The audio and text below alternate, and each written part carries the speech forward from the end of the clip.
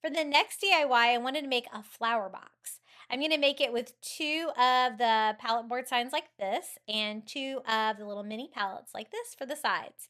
I found that the mini palettes were the perfect size to make a little flower box. I want to put it together like that, where I have the three palettes on the one side, four palettes on the front and the back of our flower box. And I'm going to simply hot glue these together to form the box. This is going to be a flower box for some faux florals, some 4th of July red, white, and blue flowers. And so it doesn't have to be super strong. It's going to be more decorative. For the other side, I'm going to do the same thing. I just add hot glue here on these four beams and then add this. The skinnier part of the palette is going to be on the inside like that. I wanted the larger boards on the outside. And then all I have to do is glue the other side on. This little flower box was so easy to make as far as construction here. So I went ahead and put hot glue on both sides and set that on there, forming a little palette flower box. Super cute. I thought this would be really easy to decorate like a flag for the 4th of July, an American flag. So what I'm going to do is paint everything white, everything on the outside of the flower box. I know it doesn't have a bottom yet. I'm going to add that later, but I thought that would get in the way right now as far as painting. So I did make sure to use a brush so I could get in between the palette pieces. I really want to cover as much of the raw wood as I can. And that front and back parts were a little bit easier than the side parts because I have the inside of the palette like that too. So I really tried to get my brush in there and tried to paint anything that you're going to be able to see white. But, we are going to distress this. So if there are some bare wood that ends up showing in the end, it's going to be okay. It's going to kind of go with the distressed look of it. But I do that on all four sides. I'm not going to worry about the inside. You're not going to be able to see the inside of the flower box at all. And what I want to do is use the horizontal little palettes to make my flag stripes. And then I'm going to be adding flag stars with one of those paper flag banners there from the Dollar Tree. I love crafting with those. Those are one of the few things I buy from the 4th of July aisle for crafting supplies because they work great for that. Some holidays, I just feel like Dollar Tree does not give us enough crafting supplies for, and 4th of July is definitely one of them. So I think that looks pretty good. I did go in and make sure to do the tops of my beams as well, anywhere that it might be obvious there was no paint. And then I'm going to use painter's tape for the stripes. You could do as many stripes per palette as you want. I think I'm only going to do two. And I'm just using a red paint and one of those stencil daubers from the Dollar Tree to simply paint that on.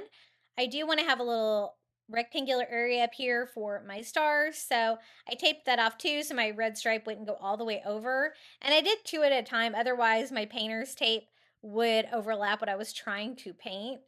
And so I'm going to add more here. Again, keeping that one part just white. I'm going to do two more stripes here, two more red stripes for our flag. And it's a very easy flag since we're only doing four stripes. I kind of like the red on the top and the bottom, but since I was doing them even like that, I really couldn't do that. And then I'm going to do the same thing here on the back, taping those off, and I'm going to have a flag on the back of it as well. And then for the side panels, I'm going to paint them flag stripes as well. So just mapping that out with my painter's tape and painting this, trying my best not to get any red paint on the white. If you do, if you wipe it off as soon as possible with a baby wipe, you'll probably be okay. And then for the sides, I don't have as many palettes. I only have three, but I think we can do it the same way, just doing the top part of each one of the boards red. That way it kind of keeps that stripe pattern going all the way around. They do have the sides where we put it together, and I did go in and kind of paint those just to make it feel a little bit more cohesive, continuing a stripe on if I could. Another thing you could do to get the flag pattern on these is to decoupage the flag napkins they have in the 4th of July aisle onto the front and just cutting off the excess material.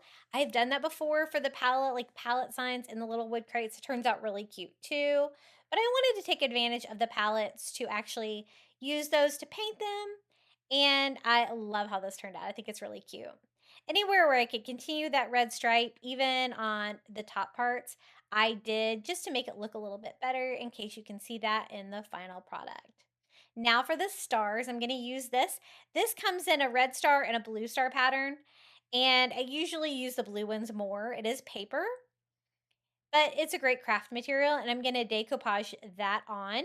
I wanted to see about how big. I had room for a total of 6 stars, so 3 stars on each one I think is gonna fit perfectly, and I'm gonna cut those down to size and cut individual strips. So I could decoupage one on each one of the strips with some Mod Podge, which was really easy to do. So 3 stars on each one. If you cut almost to the top and the bottom of the stars, it's going to be the perfect size for you. And I think I have enough on this one piece. I might as well just waste one piece of that craft material.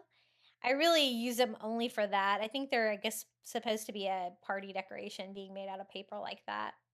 But they work great for decoupage. So I just put some hot, Mod Podge down and go over those. I dried them and then Mod Podge on the top. You definitely make sure you dry it. Mine wanted to wrinkle a little bit there. I was able to get most of the air bubbles out of it. The paper is thin, so you're not going to want to work with it too much, but I did want to seal it with one coat of Mod Podge at least so that I can go over and distress that in a little bit. For the bottom, I just wanted something flexible and easy to cut. So I'm using the flexible cutting mats from the kitchen aisle at the Dollar Tree. It's going to work perfect because you're not going to be able to see it down here. I'm going to be able to cut it down easily.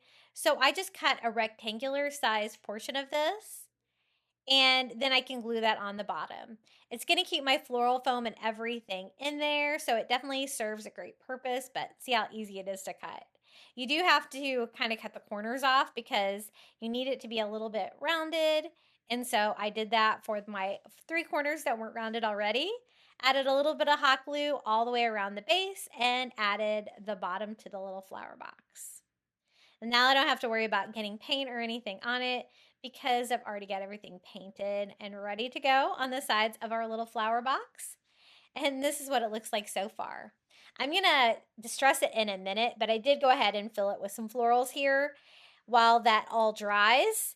I'm gonna cut down some floral foam from the Dollar Tree, a block just large enough to fit. I'm gonna cover that up with a little bit of floral moss. And I found some really cute red, white, and blue flowers for the 4th of July at Dollar Tree that are a little on the smaller size, so I think that these are going to work well. I'm going to cut these and put them in individually. I do make sure to leave the leaves on all of these. I went back and forth whether I should add some more greenery to this. I was able to fill it up pretty well. There's room for about 3. So I did like red, white, and blue. And then each row I just alternated which color I did next. So it's going to look a little bit more random in there with the red, white, and blue. And till I completely get it filled up. I think that looks really cute. I do plan to add an American flag from the Dollar Tree too, a little tiny one, but I did want to distress it now that everything is dry. So I'm just going to go over it and distress slightly with some Antique Wax by Waverly. This is just going to give it that aged old look that I wanted for the primitive vibe on this. If I got too much anywhere, I just went over with a baby wipe and cleaned it off. Don't be scared to distress if you like that look. And again, if you don't like distressing, just skip this step. Just a very light distressing. I'm only going to use the Antique Wax by Waverly on this one. And then I thought about adding little feet to it, but I really want it to be like just a flat flower box look. And the great thing about this DIY is you could put this anywhere. Kitchen, bathroom, anywhere around your house, your office, even outside. It's super cute and was so easy to put together. So I think that looks good. We can add the little American flag. I'm going to do it a little bit at an angle so it kind of gives me a little curved flag effect like that, pushing that down into the florals like that. And here it is, our little flag flower box. I think it turned out really cute. Everything was from the Dollar Tree and it was really easy to put together.